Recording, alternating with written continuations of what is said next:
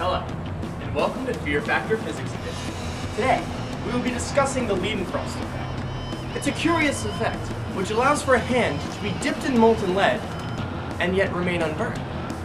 It allows for my hand, as you'll see soon, to be dipped in liquid nitrogen, without being frozen solid. Don't believe me? Well, what would you say if I told you that you see this effect in your everyday life? Still unconvinced? Well, let's head to Benihana's Steakhouse, and we'll just see if it's for real. I'm Jenny, and this is my science project partner and friend Ryan, and we are at Benihana Hibachi Restaurant in Bethesda, Maryland, and we are here to observe the Leidenfrost Effect in action. Porto Mariana, manés por tío, sir. Except for nice, especially for Latina. Yes, I'll have the hibachi chicken with a side of Leidenfrost Effect.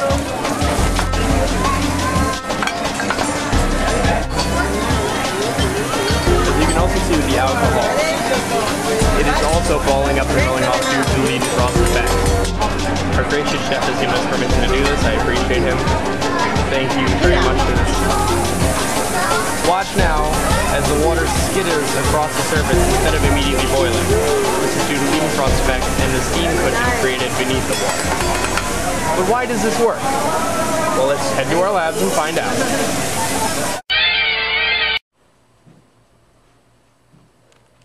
Hi, and welcome to our lab. Hold on, please, I need quiet just for 1 second. Ladies and gentlemen, that is cold fusion. Brilliant, Professor, your best work yet! Well, Professor, we were wondering if you could explain to our viewers the Leidenfrost Effect. Oh, naturally, of course. Thank you very much, sir. Yeah. Take it away. Yeah, hi folks, I'm Professor James Nelson, your resident Fear Factor physics expert analyst, or whatever you want to call it. And this is my trusty pupil, Mr. Will Knox.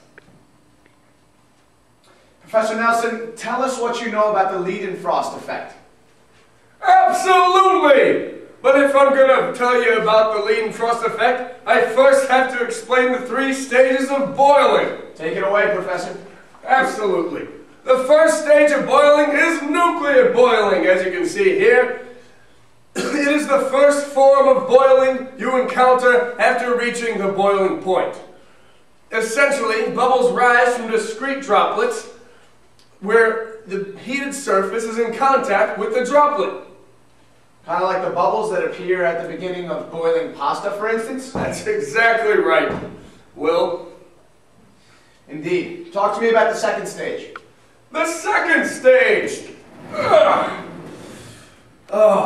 It is called transition boiling. This is essentially unstable boiling. Bubbles appear both on the heated surface and within the liquid. It is characterized by a sizzling sound, and liquids begin to explosively bubble and break apart. But let's hear about the third type and our distinct focus today. Film boiling, aka the Leidenfrost Effect. Oh, music to my ears, Will.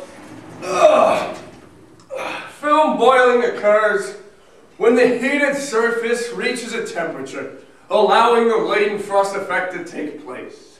What happens is the heated surface is so hot, it immediately vaporizes the water it comes into contact with, thus forming a layer of vapor that prevents the remaining liquid from coming into direct contact with the heated surface.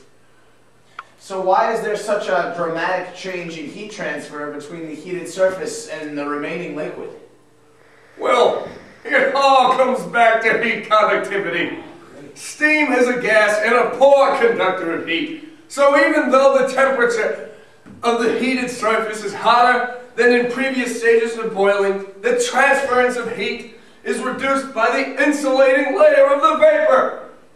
For the love of God, Professor, that's brilliant! Oh, thank you. Of course, yeah. I mean, the Leidenfrost Effect. Thank you very much, Professor. That was outstanding. Naturally. Really help out. Just let me know if you're doing any more of these Fear Factor things. We That will. could be a great help. Thank you very much, sir. We're off to class. Thank See you later. Goodbye. Thank you. Back to cold fusion.